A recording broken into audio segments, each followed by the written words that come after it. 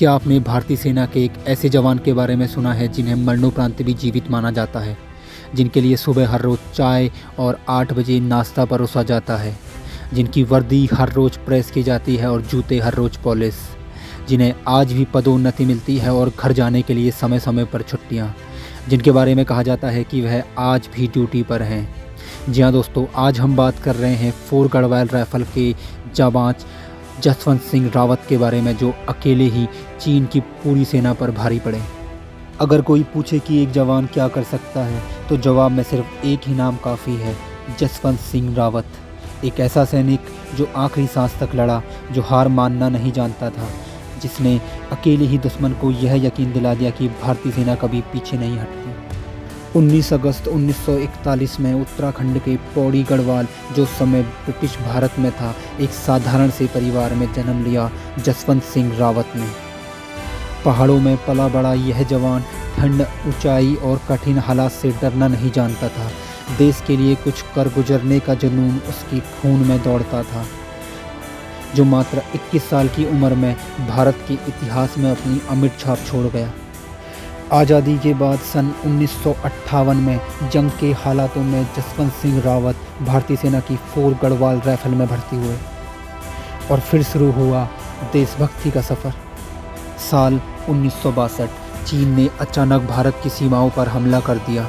अरुणाचल प्रदेश का नूरानांग सेक्टर युद्ध का सबसे कठिन इलाका बन गया। यहाँ तैनात थी फोर्ट गढ़वाल राइफल और उसी यूनिट में थे राइफलमैन जसवंत सिंह रावत। भयानक हालत, ऊंचाई 14,000 फीट से ज़्यादा, तापमान माइनस में, हथियार सीमित, गोलियां बस गिनी चुनी और सामने चीन की पूरी पलटन। फोर्ट गढ़वाल राइफल ने चीन के 3 हमलों को विफल कर दिया, परंतु जब चीन की तरफ से मीडियम मशीन गन यानी MMG को लाया गया, तो इसने युद्ध की पूरी तस्वीर बदल दी। MMG और दूसरे बड़े हथियार की फायर पावर से फोर्ट गढ़वाल राइफल को पिन डाउन होना पड़ा। भारतीय सेना को रणनीतिक तौर से पीछे हटने का आदेश मिला, लेकिन एक जवान ऐसा था जिसने कहा, मैं तब तक पीछे नहीं हटूंगा जब तक मेरी आखिरी गोली बाकी है। जसवंत सिंह रावत ने 2 और जवानों लसनायक त्रिलोक सिंह नेगी और राइफलमैन गोपाल सिंह गोसाई के साथ मिलकर किसी तरह चीन के खेमे में घुस गए तथा चीन के मीडियम मशीन गन बंकर पर हमला कर दिया। इस हमले में गोपाल सिंह गोसाई और लसनायक त्रिलोक सिंह नेगी वीरगति को प्राप्त हुए, परंतु राइफलमैन जसवंत सिंह राणा चीन की मशीन गन छीनकर अपने मोर्चे में ले आए। जब भारतीय सेना आदेश का पालन करते हुए पीछे हट गई, तब जसवंत सिंह रावत अकेले मोर्चे पर डटे रहे। उन्होंने 2 स्थानीय नूरपा महिलाओं सेला और नूरा की मदद से एक ऐसा भ्रम रचा कि चीनी सेना को लगा कि यहाँ पूरी भारतीय बटालियन मौजूद है। वह अलग अलग बंकरों से मशीन गन चलाते, लगातार जगह बदलते और चीनी सैनिकों पर घातक हमला करते।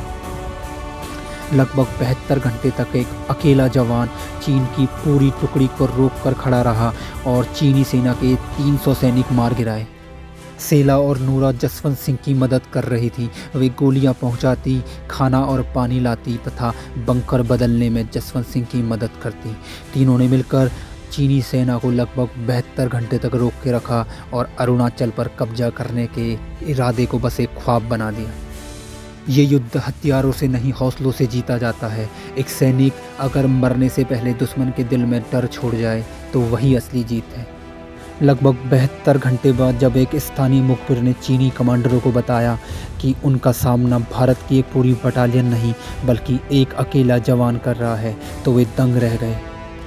परंतु हकीकत यही थी, एक अकेला भारतीय जवान पूरी फौज पर भारी था। आखिरकार जब गोला बारूद ख़त्म हो गया और चारों तरफ से दुश्मन ने घेर लिया, तो जसवंत सिंह रावत ने दुश्मन के हाथों पकड़े जाने से पहले अपने प्राणों की आहुति दे दी। माँ भारती का सपूत कैद नहीं होता, वो या तो जीतता है या वीर गति को प्राप्त होता है। बौखलाई चीनी कमांडर जसवंत सिंह रावत का सर काट कर ले गए, सेला को मार दिया तथा नूरा को कैदी बना लिया। ये सरहद किसी नक्शे की लाइन नहीं, ये वीरों के खून से खींची हुई लकीर है। जसवंत सिंह रावत मरे नहीं, वो इतिहास बन गए।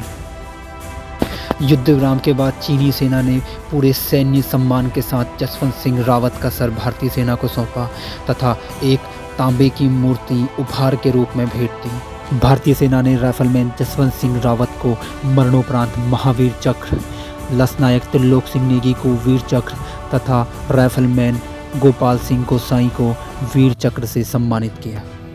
जसवंत सिंह रावत के नाम पर तवांग के नूरानांग सेक्टर में जसवंतगढ़ नामक वॉर मेमोरियल बनाया गया है। यह वही जगह है जहां 1962 में भारत चीन युद्ध के दौरान राइफलमैन जसवंत सिंह रावत ने अकेला मोर्चे संभालकर चीनी सेना को रोका था। जसवंतगढ़ में आज भी उनकी वर्दी, उनका बिस्तर और सारा सामान मौजूद है।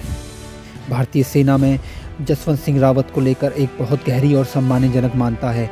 जसवंत सिंह रावत शहीद नहीं हुए, वो आज भी ड्यूटी पर तैनात है, इसलिए सेना आज भी उनके नाम से डेली राशन जारी करती है। उनका बिस्तर रोज लगाया जाता है और उनकी वर्दी सम्मान से रखी जाती है। यह सिर्फ एक रस्म नहीं बल्कि सम्मान और प्रेरणा है।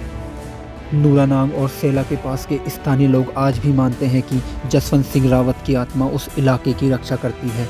मौसम खराब होने पर जवानों की मदद कोई अदृश्य शक्ति करती है। कई जवानों ने यह भी कहा है कि मुश्किल वक्त में उन्हें किसी ने रास्ता दिखाया। सेना इसे अंधविश्वास नहीं बल्कि सम्मान और आस्था मानती है। जो जवान देश के लिए मर जाता है वह कभी ड्यूटी से रिटायर नहीं होता। जसवंत सिंह रावत आज भी सेला पास पर खड़े हैं। ये स्मारक पत्थरों का नहीं हौसलों का बना है। जब भी सरहद कांपती है तो सबसे पहले जसवंत सिंह रावत का नाम लिया जाता है। भारतीय सेना में कुछ नाम शहीद नहीं कहलाते, वो अमर कहलाते हैं।